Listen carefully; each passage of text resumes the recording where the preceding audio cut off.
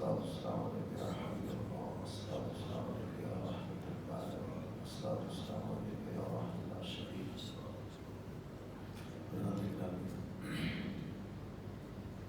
چونکہ کم ہے اس لیے تفصیل سے گفتگو کرنے کی بجائے چند ایک ضروری قربانی کے مسائل آپ تک پہنچانا چاہوں گا. لیکن قرآن حکیم کا ایک اشارہ کیا آپ کے تک پہلے پہنچاتا چلوں تاکہ آپ کے ذہن میں رہے کہ قربانی صرف امت اسلامیہ کے اندر ہی واجب قرار نہیں دی گئی بلکہ حضرت آدم علیہ السلام سے لے کر نبی کریم علیہ السلام تک ہر امت کے اندر یہ قربانی کا حکم رہا ہے. ہمارے کریم شان فرمایا ہے کل امت جعلنا منسکا، کہ ہم نے ہر امت کے اندر یہ قربانی کا نظام رکھا تھا اور اس کے اندر نہ جانے کتنی حکمتیں ہوں گی کہ جسے مولا کریم نے ہم پر واجب قرار دیا ہے. اب اس کا وقت نہیں کہ میں تمام تفاصیل اور ان حکمتوں کا آپ کے سامنے ذکر کروں. ایک اور حدیث مبارکہ حصول برکت کے لیے آپ کے سامنے بیان کرتا چلوں. نبی کریم علیہ السلام نے ارشاد فرمایا من کانا لہ صحۃ فلم یضحی فلیمت ان شاء یہودیا و ان شاء نصرانیا. اگر کوئی شخص قربانی کرنے کی طاقت رکھتا ہے، صاحب نصاب ہے، صاحب استطاعت ہے، وسعت رکھنے کے باوجود قربانی اگر نہیں کرتا، فلیمت ان شاء یہودیا اور ان شاء نصرانیا، اب چاہے وہ یہودی ہو کر مرے یا عیسائی ہو کر مرے، اللہ تعالیٰ کو اب اس کی کوئی ضرورت نہیں تھی، اللہ کی جناب سے وہ فارغ ہو گیا. اسے آپ یہ خود انداز لگا لیں کہ قربانی کرنا کتنا ضروری ہے، کتنی سخت وعید ہے. اور اسی کے ساتھ دوسری روایت ہے جس کے الفاظ یہ ہیں کہ لم یقر مسلمانہ، کہ وہ ہماری عید گاہوں کے اندر مسلمانوں کی صفوں میں شامل ہی نہ ہو، اسے کوئی حق نہیں پہنچتا. آج ایک گروہ ہے، پرویزی فرقہ ہے، آپ لوگوں نے کب جانتے ہوں گے پرویزی فرقہ ہے، انہیں منکر حدیث ٹولہ بھی کہا جاتا ہے. طلوع اسلام کا ادارہ ہے باقاعدہ. غلام محمد قادیانی تھا، مرزئی تھا، لیکن ایک غلام محمد پرویز ہے، وہ مرزئی تھا اور یہ منکر حدیث ہے. تو یہ جو منکر حدیث ٹولہ ہے، ان کے نزدیک نماز، حج، قربانی وغیرہ ان سب چیزوں سے روکا جا رہا ہے. وہ اس کو فضول کام سمجھتے ہیں. وہ کہتے ہیں اس سے بہتر ہے کہ حج کرنے کے لیے جو پیسے آپ نے خرچ کرنے ہیں کسی غریب مسکین کو دے دیں. جو قربانی کا جانور آپ نے خرید کر، مہنگا جانور خرید کر آپ نے جو گوشت بنانا ہے، اس کی بجائے بہتر ہے کہ کسی ہمسائے کی مدد کر دیں. فلسفہ تو ایسے انداز سے وہ لوگوں کے سامنے بیان کرتے ہیں کہ آدمی کے ذہن کے میں بات اتر جاتی ہے. لیکن یاد رکھنا چاہیے کہ اسلام نے جو نظام ہمارے سامنے جس انداز سے رکھا ہے، اسی انداز سے اپنانا ایک مومن کے لیے ضروری ہے. ہم مسلمان ہیں، تو مسلمان تو بنتا ہی اسی وقت ہے جب اللہ اور اس کے رسول کہ فرمان کو جیسے انہوں نے فرمایا، جیسے کر کے دکھایا، ایسے کیا جائے. اس میں اپنی رائے قائم کرنا، اپنی مرضی کرنا، اس کو کوئی دخل نہیں. جب مولا کریم نے حکم فرما دیا ہے کہ یہ ہم نے ہر امت کے اندر قربانی رکھی، پھر نبی کریم علیہ السلام کو یہ فرمان بھی سن لیا کہ جو طاقت رکھنے کے باوجود قربانی نہیں کرتا وہ ہماری صفوں میں شامل ہونے کے قابل ہی نہیں۔ اب اپنی مرضی سے کوئی ایسا کرتا ہے تو اسلام سے اس کا کوئی تعلق نہیں، لہذا ایسے لوگوں کو پہچانیں۔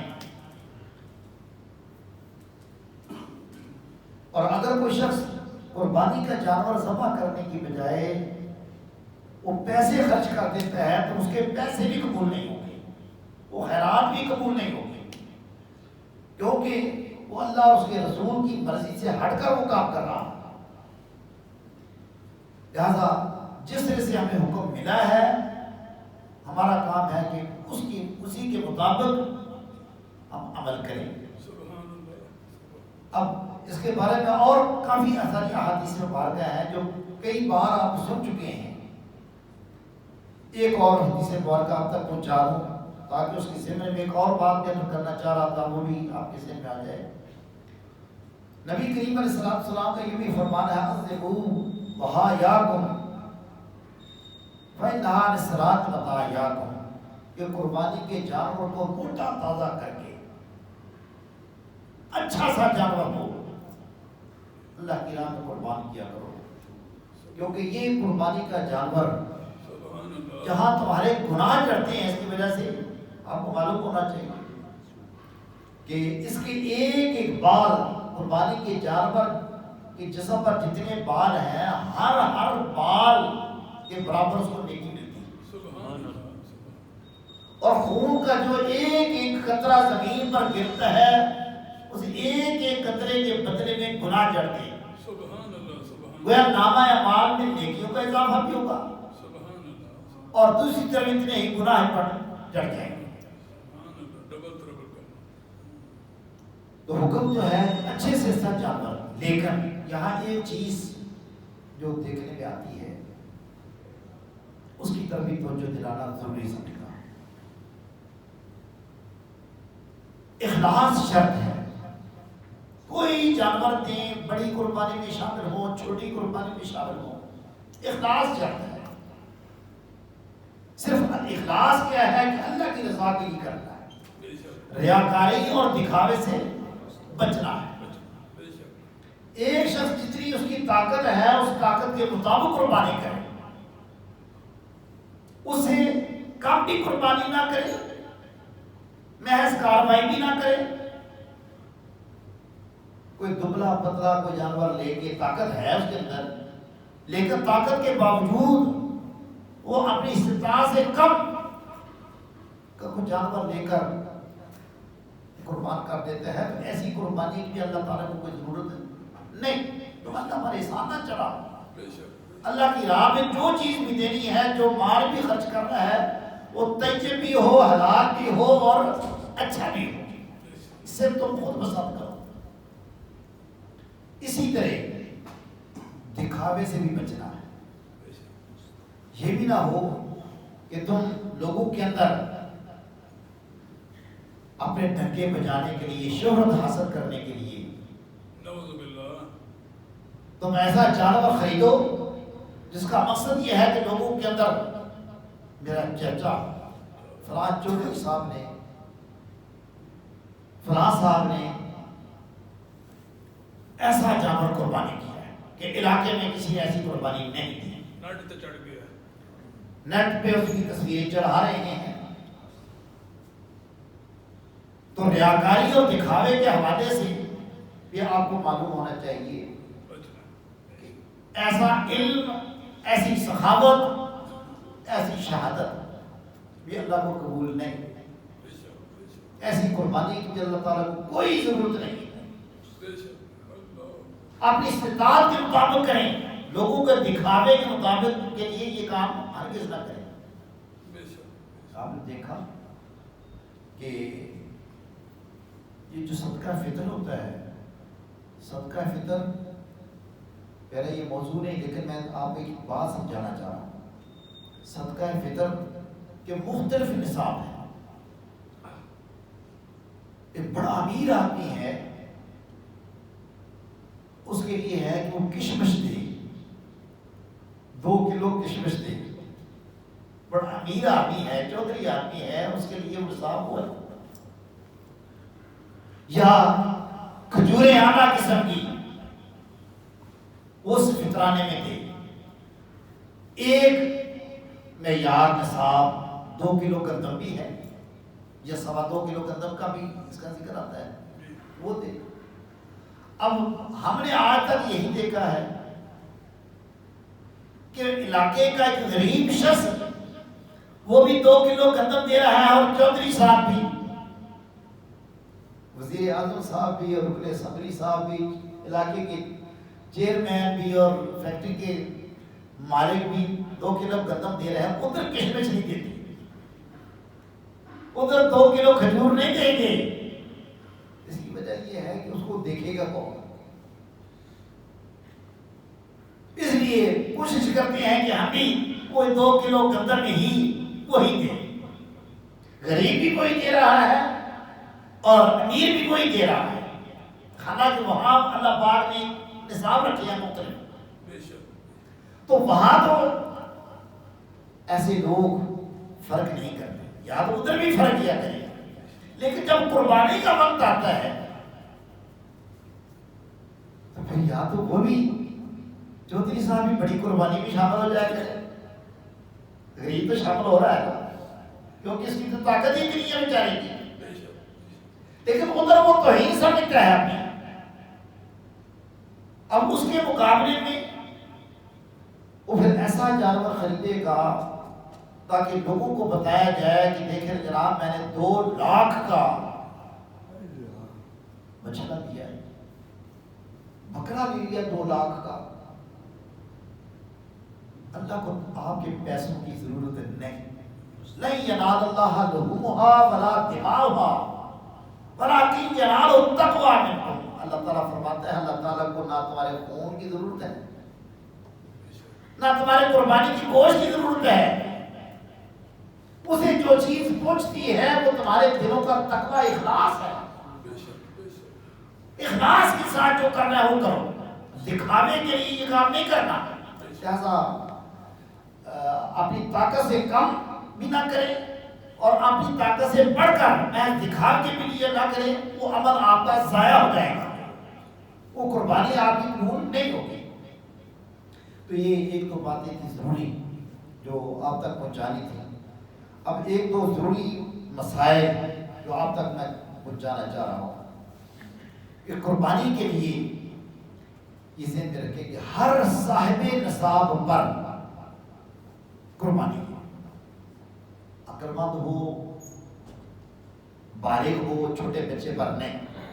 چھوٹا بچہ کتنی جائیداد کا مالک اس پر قربانی نہیں ہے، اس کے لیے بالغ ہونا ضرورت ہے، عقل مند ہو، بالغ ہو، صاحب استطاعت ہو۔ ہر ایک پر یہ اصول، ہر صاحب نصاب پر قربانی واجب ہے۔ آپ کے ذہن میں ایک چیز ڈال رہا ہوں، یہ اصول ہے۔ اب ایک گھر کے اندر بہت سارے صاحب نصاب ہیں، ایک باپ وہ بھی کام کر رہا یا مالک ہے جائیداد کا، اس کے 4-5 بیٹے ہیں، بلکہ بیٹیاں بھی ہیں، اس کی بہویں بھی ہیں۔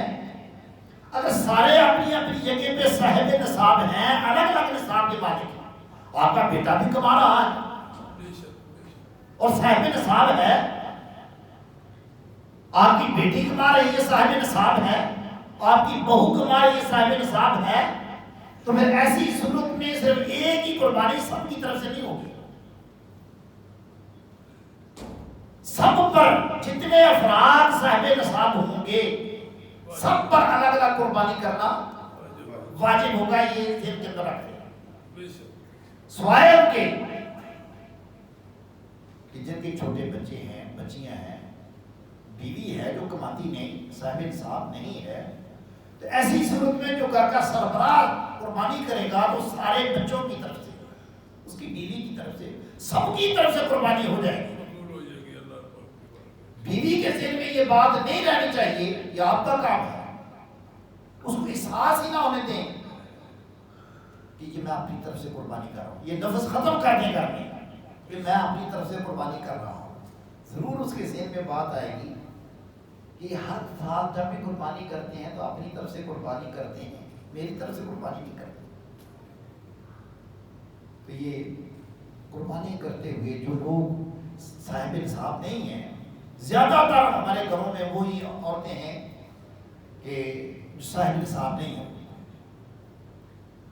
گھریلو خواتین ہیں، لہذا ان پر قربانی واجب نہیں ہے. تو جو گھر کا سربراہ قربانی کرے گا تو اسی کی طرف سے وہ قربانی کرے گا اور سب کی طرف سے قربانی ہوگی. تو لہذا گھر میں یہی بتایا جائے کہ یہ ہم سب کی طرف سے قربانی ہے. یہ نہ کہا جائے میری طرف سے قربانی ہے، بلکہ یہ بتایا جائے کہ ہم سب کی طرف سے قربانی ہو رہی ہے. یہ ایک ضروری مسئلہ یہ بھی ذہن میں رکھیں. یہ بھی ہر سال تقریباً بات بتانی پڑتی ہے اور لوگ آج بھی اسی ڈگر پر چل رہے ہیں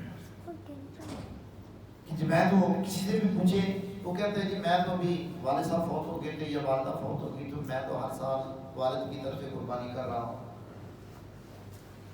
تو یا خود بچہ صاحب نصاب ہے، خود بچہ صاحب نصاب ہے، باپ بھی موجود ہیں، وہ کام نہیں کرتے، تو کہتے ہیں کہ میں تو والد کی طرف سے قربانی کر رہا ہوں یا والدہ کی طرف سے قربانی کر رہا ہوں. یاد رکھیں دوسرے کی طرف سے قربانی اگر دیں گے تو وہ ہو جائے گی، دوسروں کی طرف سے قربانی ہو جائے گی، لیکن اس کے لیے شرط یہ ہے کہ آپ پہلے اپنی طرف سے قربانی دیں. اگر آپ اپنی طرف سے قربانی نہیں دیں گے، کیونکہ اپنی طرف سے قربانی دینا واجب ہے،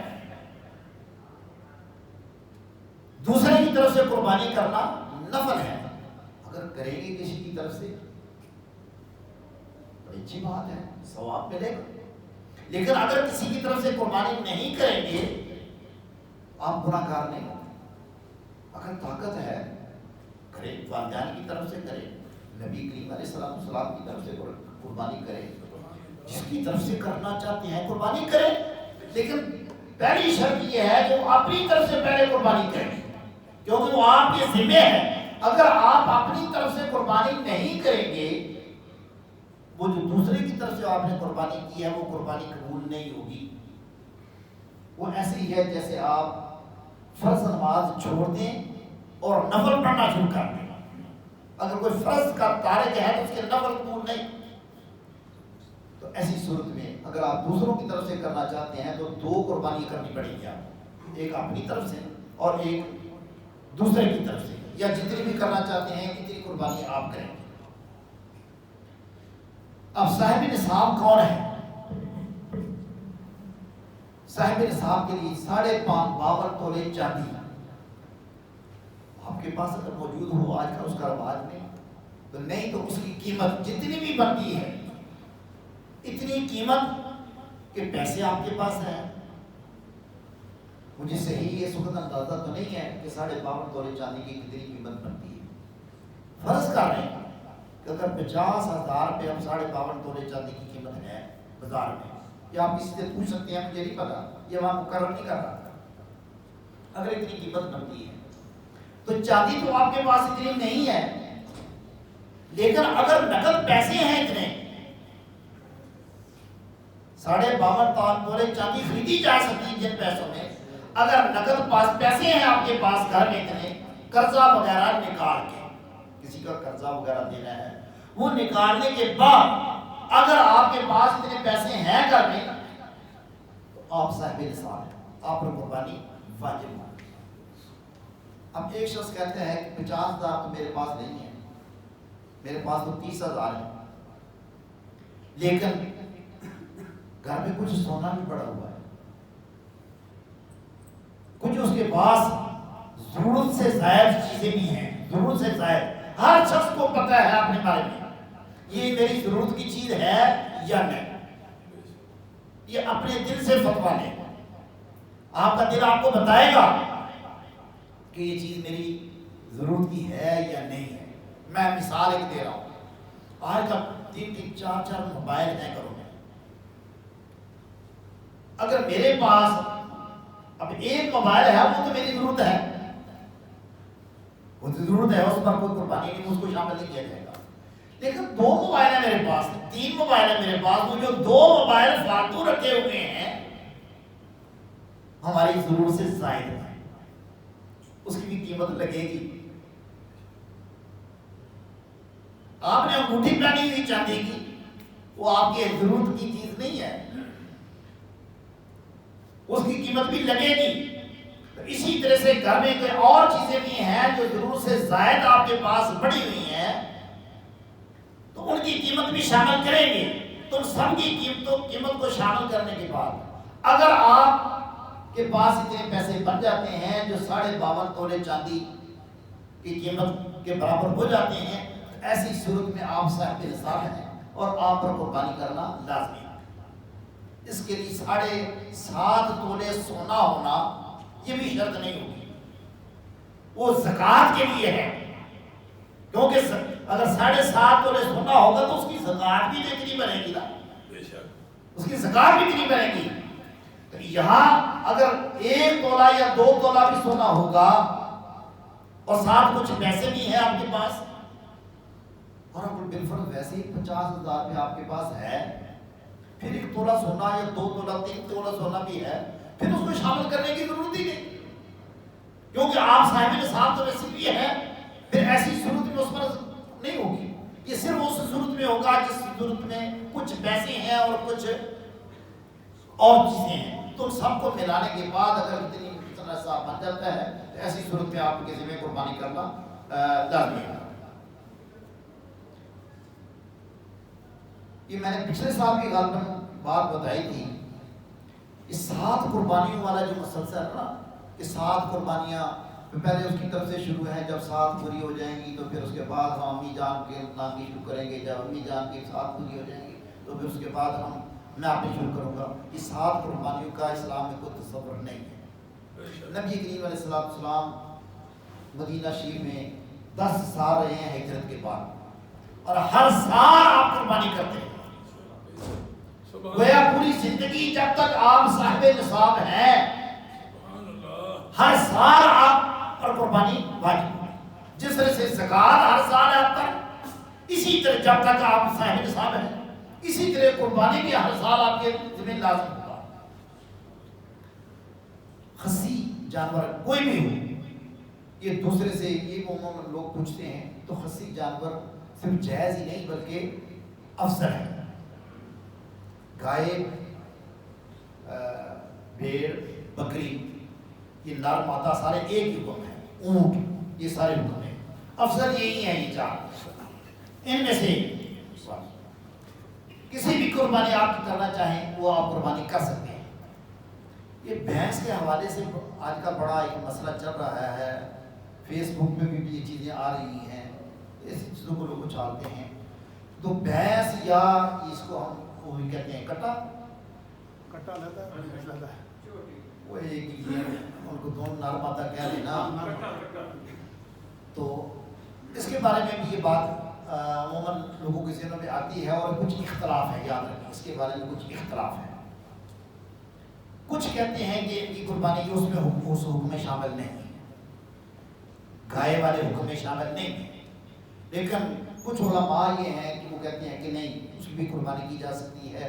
جس طرح زکوٰۃ میں یہ شمار ہوتے ہیں گائے وغیرہ کے ساتھ، بیل کے ساتھ، اسی طرح یہ بھی اس میں شامل ہوتے ہیں زیادہ۔ اور متفقہ مسئلہ یہی ہے کہ قربانی ان کی بھی جائز ہے، لگ سکتی ہے ان کی۔ پورا جنوبی پنجاب جو ہے یہی کرتا ہے، تو یہ ان کی قربانی بھی جائز ہے۔ کوئی بھینس کے بارے میں پوچھے یا کٹے کے بارے میں پوچھے، ان کی قربانی بھی کرنا جائز، لیکن افضل یہ ہے کہ آپ بیل کی کریں، یہ افضل ہے اس میں۔ لیکن اگر آپ کو اچھا جانور وہ مل جاتا ہے تو اس میں کرنے میں کسی قسم کا کوئی حرج نہیں ہے، وہ بھی آپ کر سکتے ہیں۔ یہ تو آپ کو پہلے پتہ ہی ہے کہ اونٹ 5 سال کا ہونا چاہیے، اونٹ اور یہ گائے، ان میں 7 آدمی اس شریک ہو سکتے ہیں، اور باقی جتنے بھی جانور ہیں خواہ کتنا ہی پلا ہوا ہو، اس میں سے ایک ہی شامل ہو سکتا ہے۔ اس کے علاوہ کسی کے ذہن میں کوئی اس کے بارے میں کوئی اور اہم سوال ہو تو آپ بعد میں مجھ سے پوچھ سکتے ہیں۔ عید کی نماز پڑھنے سے پہلے قربانی کرنا ٹھیک نہیں۔ اگر کسی نے کر لی قربانی اس کی نماز سے پہلے، ایسی صورت میں اسے دوبارہ قربانی کرنی ہوگی۔ کیونکہ اللہ پاک کا بھی حکم فصل لے ربے کا پہلے نماز پڑھو عید کی تو اس کے بعد قربانی کرو. یہی نبی کریم علیہ السلام کی سنت مبارکہ بھی تھی. لہذا کوشش یہ ہونی چاہیے کہ ہم قربانی اس کے نماز کے بعد کریں. قربانی کے عیدگاہوں میں آتے ہوئے جاتے ہوئے یا آپ کو معلوم ہونا تکبیرات تشریق یا آتے ہوئے پڑھتے جائیں جاتے ہوئے پڑھتے جائیں. کوشش کریں راستہ بدل کے آئیں, جس راستے سے آئیں واپس جائیں تو راستہ اس کو بدل کے جانا چاہیے. یہ کچھ چند ایک ضروری مسائل تھے جو میرے ذہن میں تھے. اس کے علاوہ کوئی اور کوئی ضروری کسی کا مسئلہ ابھی اگر پوچھنا چاہیں تو ابھی آپ پوچھ سکتے ہیں. جی, ایک نمبر ایک غیر مسلم کو گوشت دے سکتے ہیں نہیں. نمبر دو, جو بندہ قربانی کر رہا ہے وہ اگر نماز نہیں پڑھتا تو قربانی نہیں کر سکتا. جی بہت عام مسئلے ہیں دونوں ہی. پہلا مسئلہ تھا کہ غیر مسلم کو آپ قربانی کا گوشت دے سکتے ہیں یا نہیں دے سکتے. جب جو ہمارے دروازے پر مانگنے کے لیے آ جاتا ہے, دیکھو جی کو مانگنے کے لیے آئے یا نہ آئے, آپ سمجھتے ہیں میرے محلے میں میری گلی میں کوئی عیسائی رہ رہا ہے تو مانگنے کی ضرورت ہی نہیں پڑنی چاہیے, اس کو خود دے دیں. آپ دے سکتے ہیں, یاد رکھیں مانگنے کی ضرورت ہی نہیں پیش آنی چاہیے کہ وہ مانگنے کے لیے آئے. بس کہ اس کی دلجوئی کرنے کے لیے آپ اس کو دے سکتے ہیں. اس میں علماء کا سب کا اتفاق ہے کہ اس کو قربانی کا گوشت اس کو دے سکتے ہیں. قربانی نام کس کا ہے؟ قربانی نام صرف احراق الدم, جانور کا خون بہا دیا. آپ نے خون بہا دیا, جانور ذبح ہو گیا, آپ کی قربانی ہو گئی. آگے گوشت کی تقسیم ایک افضل طریقہ ہے بتایا گیا ہے کہ آپ اس طریقے سے کر لیں, 3 حصے کر لیں. ایک اپنے لیے رکھ لیں, ایک رشتہ داروں کے لیے رکھ لیں, ایک مربع مساکین کے لیے رکھ لیں. یہ افضل طریقہ ہے. اب اس میں سے خیرات کریں. قربانی کے فلسفے میں ایک یہ بھی ہے, ایک حکمت یہ بھی ہے. اللہ پاک چاہتا ہے کہ وہ لوگ جن میں پورا سال گزر گیا کبھی گوشت کھانا نصیب نہیں, چلو قربانی کے حوالے سے وہ بھی کھائیں. یہ خیرات کریں. دوسرا تھا جو شخص نماز نہیں پڑھتا تو قربانی کو لازم ہے کہ نہیں. نماز ایک الگ حکم ہے, قربانی کا حکم الگ ہے. ہر حکم الگ الگ ہے. اب ایک حکم کی وجہ سے دوسرا حکم نہیں چھوڑا جا سکتا. یہ نہ ہو کہ ایک گناہ تو پہلے کر رہا ہے نماز نہیں پڑھا, اور ایک گناہ اور کر رہا ہے آپ قربانی بھی نہیں کر رہا. کل کو ایک کوئی نماز نہیں پڑھتا میں سچ بولنا بھی چھوڑ دیتا نہیں. ہر حکم الگ الگ ہے. اگرچہ وہ نماز نہیں پڑھتا وہ الگ گناہ ہے اس کے ذمہ, اس کو پڑھنی چاہیے, لیکن قربانی اس کے ذمہ لازم ہے, وہ قربانی پھر بھی کرے گا. مجھے عقیقہ کی حافظ اللہ سے بھی یاد آ گیا کہ کچھ ایسے دوست بھی ہو سکتے ہیں کہ جو کسی بچے کا عقیقہ کرنا چاہتے ہوں تو قربانی کے اگر ساتھ حصے ہو رہے ہیں تو اس میں عقیقہ کی نیت سے آپ اس میں شامل ہو سکتے ہیں, عقیقے کا حصہ رکھ سکتا ہے. ہاں اگر کوئی شخص صرف گوشت کھانے کی نیت سے اس میں شامل ہونا چاہتا ہے, 6 آدمی وہ ہیں کہ جو قربانی کر رہے ہیں اللہ کے لیے, لیکن ان میں سے ایک آدمی ہے وہ قربانی نہیں کرنا چاہتا, وہ صرف گوشت کے لیے اپنا حصہ ڈالنا چاہتا ہے, میرا حصہ بھی کرا دو. ایسی صورت میں کسی ایک کی قربانی بھی نہیں ہوگی. یہ مسئلہ بھی ذہن رکھیں. جتنے افراد اس میں شامل ہوں گے سب کی نیت قربانی کی ہونی چاہیے. اس میں دنیا داری کا تھوڑا سا تعلق بھی نہیں بننا چاہیے. ایک اور مسئلہ مجھے ضروری یاد آ گیا. ایک دوست نے پوچھا کہ بڑے جانور کے اندر 7 آدمی شریک ہو سکتے ہیں, لیکن بالفرض آپ کو 7 آدمی ملتے نہیں, 5 آدمی ملتے ہیں, 6 آدمی ملتے ہیں, اس کے لیے کیا حکم ہے آپ کی ذہن میں چیز, اس کے لیے کیا حکم ہے؟ 7 آدمی کا جو حکم ہے وہ زیادہ سے میکسیمم 7 آدمی اس میں شامل ہو سکتے ہیں. 8 شامل ہونا چاہیں, 9 شامل ہونا چاہیں, اس میں شامل نہیں ہو سکتے. زیادہ سے زیادہ 7 شامل ہو سکتے ہیں, لیکن کم بھی کوئی حد نہیں. ایک آدمی بھی بڑی قربانی دے دے, یہ تو طاقت کی بات ہے. ہاں ریاکاری اور دکھاوے سے بچے, یہ نہ کہیں میں چودھری ہوں لوگوں کو دکھانے کے لیے, میں تو جناب دیکھو نا کلا ہی جناب ہے, مطلب اونٹ کرنا, یہ چیز نہ اس کے اندر پیدا ہونا پڑے. تو ایک بھی کر سکتا ہے. تو لہذا 3 ہیں 4 ہیں 5 ہیں جتنے بھی حصے ہیں وہ سارے وہ کر سکتے ہیں, اس میں شریک ہو سکتے ہیں, لیکن حصے کتنے ہوں گے؟ جی فرض کرو 5 آدمی ہیں, 4 آدمی ہیں, وہ کرنا چاہ رہے ہیں, حصے کتنے ہوں گے؟ 7 نہیں ہوں گے, اس سے کتنی ہوں گے جتنے آپ شریک ہو رہے ہیں. وہ پیسے 4 یا 5 جتنے آدمی اس میں شریک ہو رہے ہیں اتنے تقسیم کر دیں, اس میں 7 کا عدد کوئی ضروری نہیں. جس طرح سے ایک آدمی اگر کر رہا ہے تو سارا خرچہ وہ خود اٹھا رہا ہے, اسی طرح سے 2 ہیں 3 جتنے بھی ہیں وہ انہیں آپس میں تقسیم کر لیں, اتنے حصے ہو جائیں گے, اتنے حصوں میں گھر تقسیم ہو جائے گا.